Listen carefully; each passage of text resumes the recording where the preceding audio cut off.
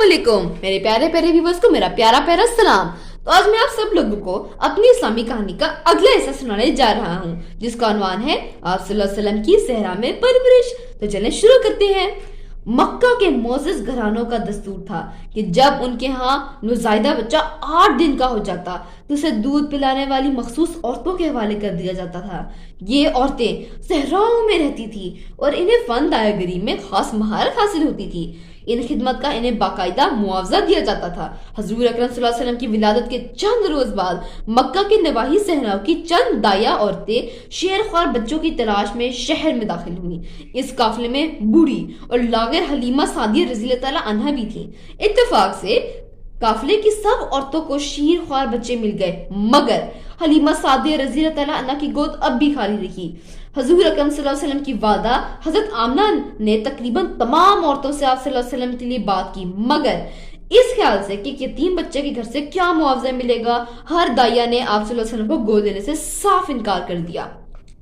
हजरत आमना ने भी बीबी हलीमा सादिया रज़ी अल्लाह तआला अन्हा को इस काम के लिए आमादा करने की कोशिश, तो उन्होंने भी यही सोचा कि वो एक यतीम बच्चे को लेकर क्या करेंगी और इसकी बेसहारा वालदा परवरिश की मेहनत का मकबूल मुआवजा कैसे अदा कर सकेंगी। चुनाचा बाकी दाइयों की तरह उन्होंने भी नन्हे मोहम्मद सल्लल्लाहु अलैहि वसल्लम को गोद लेने से इनकार कर दिया। जब दाइया औरतों का काफिला सहरा की जानिब वापस लौटने लगा तो बीबी हलीमा सादिया रज़ी अल्लाह तआला अन्हा को कोई काम ना मिलने पर बहुत ज्यादा फिक्र हुई। उन्होंने अपने खाविद हारे से मशवरा करने के बाद फैसला किया कि खाली हाथ लौटने से बेहतर तो यही है कि उस यतीम बच्चे को साथ ले लिया जाए जिसे गोद लेने से कोई तैयार नहीं था। चुनाचा बीबी हलीमा सादिया रज़ी अल्लाह तआला अन्हा ने बिला आखिर हजरत मोहम्मद सल्लल्लाहु अलैहि वसल्लम को गोद ले लिया और अपने शौहर के साथ काफिले के हमरा वापसी की तैयारी करने लगी। बीबी हलीमा सादिया रज़ी अल्लाह तआला अन्हा के पास सवारी के लिए एक भूरे रंग की दुबली पतली गधी और दूध के लिए एक बूढ़ी ऊंटनी थी।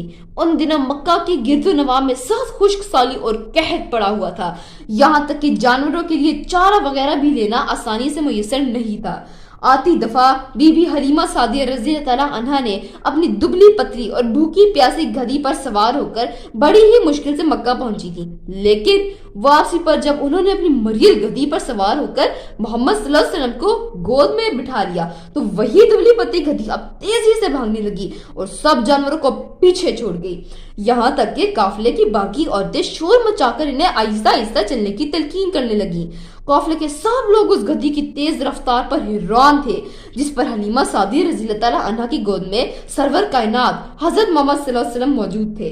शाम के करीब काफिला अपने सहराई इलाके में पहुंच गया और हलीमा सादिया खुशी खुशी नन्हे मोहम्मद सल्लल्लाहु अलैहि वसल्लम के साथ अपने खेमे में ले गई। तो चलें, यहाँ पर हमारी इस्लामी कहानी अब खत्म होती है। इंशाल्लाह मैं इसका अगला किस्सा आपको कल सुनाऊंगा। अभी के लिए खुदा हाफिज।